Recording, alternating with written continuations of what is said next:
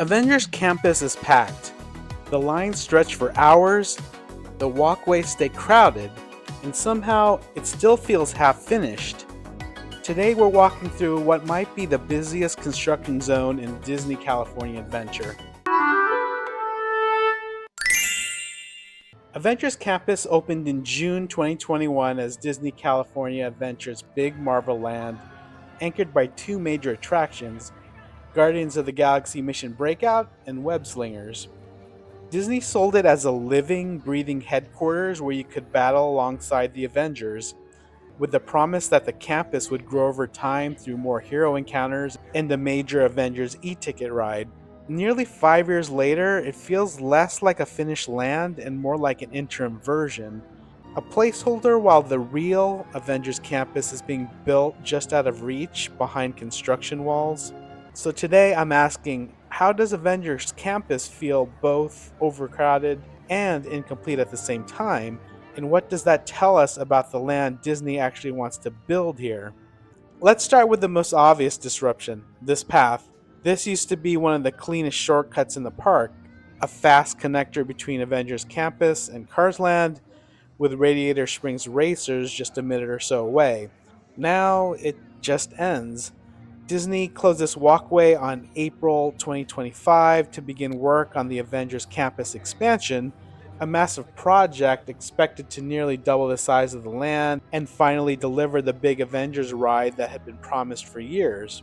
The path is expected to stay closed until at least summer 2026.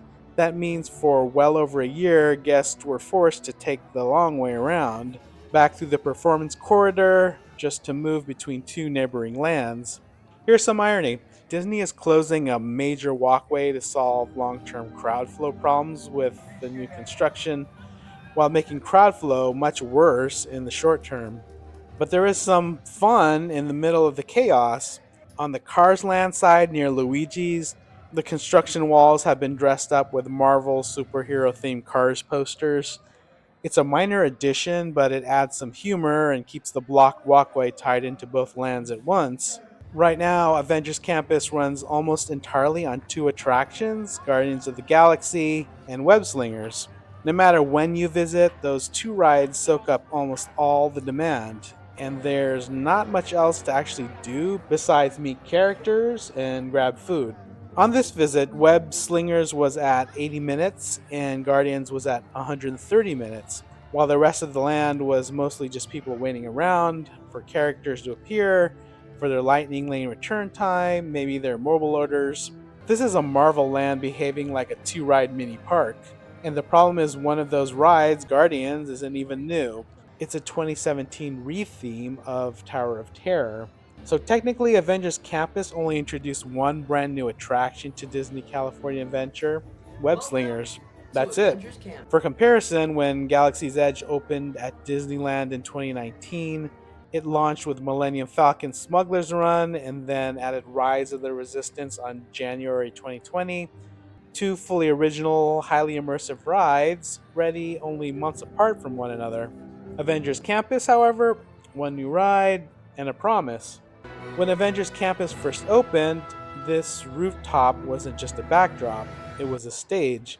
Disney debuted a live stunt show called Avengers Assemble, with heroes like Black Widow, Black Panther, and Captain America battling Taskmaster on the rooftop above the crowds.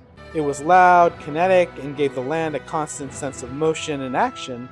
You felt like you were in the middle of a superhero battle even if you weren't on a ride. That show ended on April 2025, and it wasn't the only entertainment rollback. Doctor Strange Mysteries of the Mystic Arts ended in late June 2024, and over time the land has leaned harder on meet and greets than on live action set pieces.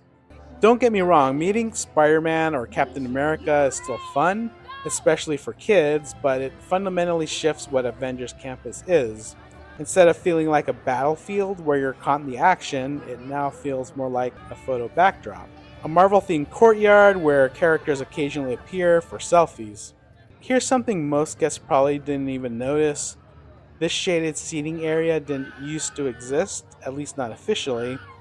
This structure was originally built as the FastPass distribution area for Tower of Terror back when that ride still existed. After FastPass went away and the tower became Guardians, this space mostly just sat here underused until Disney quietly converted it into outdoor overflow seating for Pym Test Kitchen just now. Now, this is necessary. Avengers Campus clearly needs more seating. The land gets heavy sun, its food locations feel busy, and there isn't nearly enough shade or table space for the crowds it draws. This makes me feel like Disney is improvising. They're patching capacity and comfort problems with quick fixes, repurposing old structures, adding seating, carving out overflow space wherever they can find it. Because a long term solution to Avengers Campus feeling cramped and incomplete is still behind the construction walls. Behind these walls is the version of Avengers Campus Disney really wants you thinking about. The expansion will nearly double the land's footprint and add two major new attractions: Avengers Infinity Defense and Stark Flight Lab. Infinity Defense is being pitched as a multiverse dark ride, sending you to places like Asgard, Wakanda, and New York to battle King Thanos across multiple worlds. Stark Flight Lab will use two-person gyrokinetic pods and a giant robotic arm to simulate wild flight tests inside Tony Stark's lab, with Robert Downey Jr. returning as Tony Stark. These two attractions are rising in adjacent show structures tied together by a massive canopy that Walt Disney Imagineering has already highlighted as a major new visual anchor for the expanded campus. But there's still no official opening date for these. And here's the kicker: this wasn't even the original plan. When Avengers Campus first opened, Disney had promised a different Avengers e-ticket, a Quinjet ride where you'd fly alongside the team into battle in Wakanda and beyond. But that original ride was put on indefinite hold in 2022. Later reporting, including a Wall Street Journal account of Imagineering's recent history, indicated that earlier concept had effectively died during the Chapek era. Only later did Disney pivot to the current King Thanos based Infinity Defense concept that's actually under construction now. Walking through Avengers Campus right now feels like walking through the beta version of a land. It has huge demand with consistently healthy crowd levels that lead to hours-long wait times. But at the same time, key pieces are still missing: the Anchor e-ticket, the Kinetic Live Entertainment, the complete version Disney sold when this place first opened. For now, we have an Avengers Campus in waiting. Construction walls block shortcuts, former logistics spaces become dining areas, character meet and greets help fill the void left by canceled shows and delayed attractions.